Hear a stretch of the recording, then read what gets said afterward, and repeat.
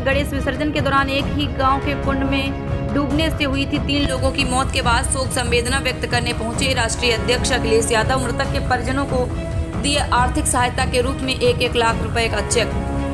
Samajwadi party के राष्ट्रीय अध्यक्ष अखिलेश यादव करहल विधानसभा क्षेत्र के ग्राम डालपुर में एक ही गांव में 3 लोगों की मौत हो जाने के बाद शांति पाठ के दौरान गांव में पहुंचे, जहां उन्होंने मृतक के परिजनों को सांत्वना दी और उनके परिवार को दुख सहने की ईश्वर से कामना की। मैनपुरी करहल विधानसभा क्षेत्र के विकासखंड बरनाहल क्षेत्र के ग्राम डालपुर के आर्यदीप साहब विजेंद्र सिंह के अलावा अतुल कुमार की गणेश विसर्जन के दौरान मारकंडे कुंड में 3 लोगों की मौत हो गई थी। शांति पाठ के दौरान समाजवादी पार्टी के राष्ट्रीय अध्यक्ष अखिलेश यादव ने गांव पहुंचकर उनके परिजनों से मिले और उन्हें सांत्वना दी।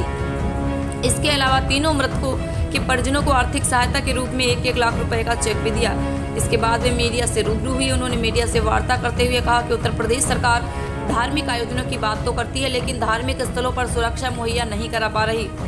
उन्होंने भारतीय जनता पार्टी पर जमकर निशाना साधते हुए कहा, सरकार जाति जनगणना को लेकर कुछ भी नहीं बोल रही, जबकि अन्य प्रदेशों में जाति जनगणना हो चुकी है। उन्होंने मुख्यमंत्री पर भी निशाना साधा। आइए दिखाते हैं पूरी खबर हमारे सहयोगी संवाददाता विवेक कुमार अग्निहोत्री के साथ में पूरी रिपोर्ट। बेहतरीन खबरों के लिए देखते रहिए NSTV24 न्यूज चैनल। अधिक जानकारी के लिए कॉल करें 7895584646 पर।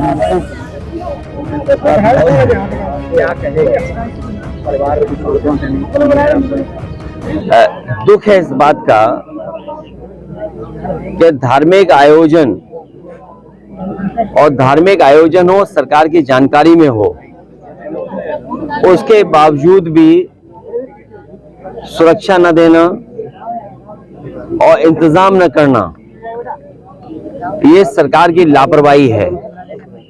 और उसके साथ साथ जो गांव के लोगों से बातचीत करने पर जानकारी मिली है कि यहाँ पर पहले से पर्यटन विभाग का कार्य चल रहा था और पर्यटन विभाग जानबूझ करके गहरे गहरे गड्ढे खुदवा रहा था। और इतने गहरे गड्ढे खुदे हैं कि जो लोग इस धार्मिक आयोजन में आए उन्हें जानकारी नहीं थी कि आगे कितना गहरा गड्ढा है, जिसके कारण जब वहां पर लोग गए तो कई लोग डूब गए और जिसमें 3 लोग नहीं निकल पाए, 3 लोगों की जान गई, एक बच्चे का इलाज हुआ और उसकी जान बच गई। सवाल यह है कि अगर सरकार का वहां कार्यक्रम चल रहा था या कोई कार्य योजना थी तो बोर्ड क्यों नहीं लगाया? और सरकार के लोगों की जिम्मेदारी बनती थी जानकारी देने के लिए लोगों को कि यहाँ पर पहले से कार्य चल रहा है, इस क्षेत्र में आप ना आगे बढ़ें या इस क्षेत्र में ही आप अपना धार्मिक कार्यक्रम कर लीजिए। ये सरकार तो वो है जो दावा करती है कि धार्मिक आयोजनों की पूरी सुरक्षा का इंतजाम होगा।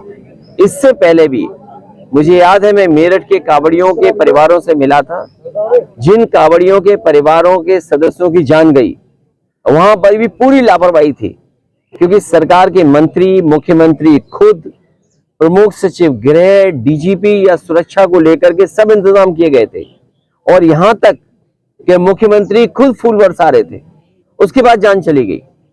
तो ये सरकार की जिम्मेदारी थी, सरकार को इनकी मदद करनी चाहिए। और अगर धार्मिक आयोजन में किसी की जान गई है तो सरकार को आगे आकर के मदद करें, इनकी परिवार को सरकारी नौकरी भी देने का काम करें। परिवार को 4 लाख रुपया आम आदमी के लिए अनुदान करके एक फ्री कर लिया गया, क्या आम आदमी की यही कीमत है? ये सरकार की जिम्मेदारी बनती है कि गरीब परिवार में अगर किसी सदस्य की जान चली गई है तो उसके परिवार की मदद हो। जान की कीमत पैसा नहीं हो सकता, ये सरकार की जिम्मेदारी थी सुरक्षा देना। इसीलिए मैंने कहा कि जहां 4 लाख पर्याप्त नहीं है, सरकार को और मदद करना चाहिए। हम तो विपक्ष में हैं, पार्टी हमारी सत्ता में नहीं है, उसके बावजूद भी इन परिवारों की हम लोग 1-1 लाख रुपए की मदद कर रहे हैं। मुझे याद है कई बार ऐसी घटनाएं अगर सरकारों में हुई होंगी, अगर मदद करने की बात आई होगी तो समाजवादी पार्टी ने बढ़ चढ़ करके कभी खजाने को गरीब के लिए नहीं रोका होगा, ज्यादा से ज्यादा मदद की होगी। मैं बहुत ऐसी कोई बात नहीं कहना चाहता हूं जिससे माहौल बिगड़े, लेकिन ये बात आपको स्वीकार करनी पड़ेगी। जितने लोग हैं, मैं जितने चैनलों को देख रहा हूं या यूट्यूब पर या कहीं ना कहीं, सबसे ज्यादा जातिवादी अगर कोई पार्टी है तो वो भारतीय जनता पार्टी। ये आज मैं पहली बार नहीं कह रहा हूं, इससे पूर्व में भी मैंने कहा कि सबसे ज्यादा जातिवादी पार्टी कोई है तो वो भारतीय जनता पार्टी है। उस घटना में भी लाभ लेना चाहती है राजनीतिक, और तब जब पूरी की पूरी गलती भारतीय जनता पार्टी की सरकार की है। कभी कोई पूछे जाकर के कि जो परिवार थे उन्होंने कितनी बार दरखास्त दी, कौन अधिकारी नहीं था जिसके सामने वो गए ना हो न्याय के लिए। बाबा जी का लेकिन न्याय क्यों नहीं मिला? भैया न्याय क्यों नहीं मिला? अगर कोई जिम्मेदार है न्याय न देने के लिए तो वो भी इस घटना का अपराधी होगा। भैया बाबा जी का बुलडोजर हर जगह पहुंच जाता है। मैनपुरी के पूर्व जिला पंचायत अध्यक्ष रहे आशु दिवाकर, जिन्होंने एक गरीब की जमीन, करोड़ों रुपए की बेशकीमती जमीन कब्जा ली, उसके खिलाफ मामले दर्ज हुए, हत्या भी हो गई, अभी तक देखिए, कोई कार्रवाई नहीं हुई है। वो घटना एक सीधे साधे भोले भाले किसान के साथ धोखा होना। एक सीधे साधे इंसान से आपने जमीन खरीदी, एक चेक दे दिया, और उसके बाद उस भोले भाले इंसान से ये कहा आपने, किसान से, कि चेक में कुछ लिखने में गड़बड़ी हो गई। आपने उससे 6 करोड़ का वापस ले लिया और उस चेक को फाड़ दिया आपने।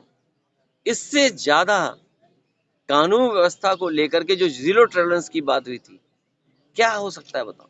और फिर वो बचा कौन रहा है उसको? मुख्यमंत्री खुद बचा रहे हैं, डिप्टी सीएम खुद बचा रहे हैं। जिसको मुख्यमंत्री बचाएगा उस पे क्या अन्याय होगा, क्या न्याय मिलेगा उसको, परिवार को? वो सोचो। ये जो घटना कानपुर वाली है, इसमें कोई और नहीं बचा रहा है, मुख्यमंत्री और डिप्टी सीएम बचा रहे हैं, क्योंकि उनकी जानकारी में ऐसी घटना हुई है। और सोचो, वो तो डॉक्यूमेंटेड है। आपने चेक दिया, आपने चेक वापस ले लिया, रजिस्ट्री में उस चेक का नंबर है, उसके बावजूद भी आपको क्या चाहिए सरकार को? सोचिए।